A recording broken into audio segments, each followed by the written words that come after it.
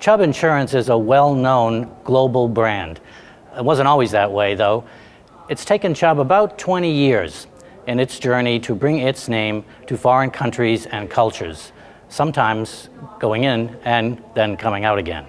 Jan Tomlinson, Executive Vice President and International Field Operations Manager for Chubb, has been on that journey, bringing Chubb's name and brand to foreign countries. In this interview with Insurance Journal, Tomlinson discusses some of the bumps along the way in that journey, including what happens when you find out another company is using your name. Montreal was actually our third office. We were based in New York City, and then we opened an office in Chicago, and then we opened an office in Montreal in 1928. And the reason we opened that office was that our roots are obviously in the marine business, and our marine customers were interested in having operations in Quebec, specifically Montreal, where we could continue to underwrite their cargo insurance. We started as marine insurers, and so we were well recognized in the marine business as being very knowledgeable insurers, and this was just an extension of the Chubb brand, in 1928 to actually move to Montreal. When Korea started opening their insurance market, we were one of the first foreign insurers to get a license. And one of the challenges anytime you go into a country that there are language barriers, cultural barriers, is trying to really get a good understanding of what a foreign insurer can actually do. And back in those days, we tended to think that any product that we had in the United States was actually going to be able to be sold in a foreign country. And we did an assessment as to whether or not we were actually going to be able to underwrite our Masterpiece policies there. One of the hallmarks of what we do with Masterpiece is the personal lines appraisal, where we take a look at the person's home and their possessions, and then we build a loss control and risk management process around it. And then we give them a very glossy book so that they're very proud of being able to show what their insurance company has done.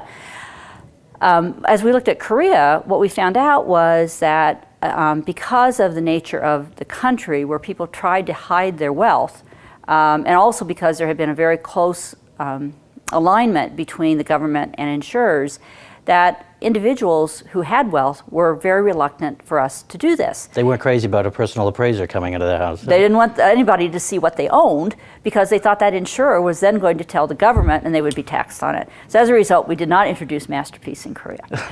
How important are local people to your operations when you go into another country? They're very important. One of the things, I think when you start an operation, and if you go back to the 20 years that we were talking about, usually we would start with an expatriate, someone who had had some pretty significant Chubb experience.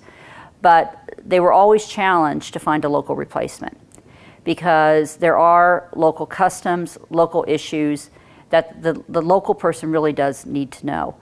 And so what we have done over time is we started with the expatriate, and then we've built our own local staff. Mm-hmm. And as you go around our offices internationally, where we have about 2,500 employees, we have very few expatriates. The vast majority are local individuals who've been trained how to do business the way that Chubb does business. Not every market has an independent brokerage system, okay? The vast majority of markets that we do business in actually do. So probably 75 to 80% of the business that we do in our international operations is in markets where there are independent brokerages.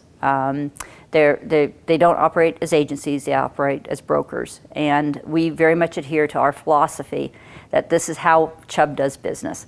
That having been said, there are some markets where there is not an established brokerage system, and in those markets we've had to develop strategic alliances with other insurance companies, particularly in some of the Asian markets. And that's actually how we sell our normal products, is really through strategic alliances with some local insurance companies. Have you ever run into a situation where another firm is using the Chubb name? Actually, there's a very well-known firm that's based in the UK called Chubb Security. It's actually owned by United Technologies company. It has been, that purchase occurred probably 4 or 5 years ago.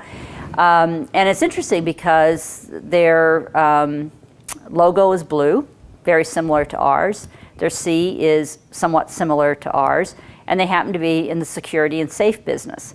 And so yes, this is a situation of where they're a well-recognized global brand. We're a very well-recognized global brand, and we coexist very nicely with them in the countries where they operate.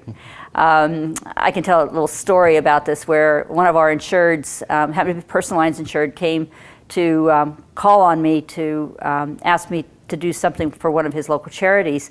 And he said, I'm so proud of the fact that I have your Masterpiece policy and I have your security system. And so I told him, I said, well, it's not our security system.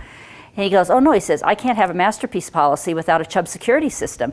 And so it took me a little while to dissuade him, and I finally thought I convinced him, but a day later he called me again and he said, are you sure I don't have to have a Chubb security system if I have a Chubb policy? So in this instance, we're helping somebody else, perpetuate their business in addition to perpetuating ours.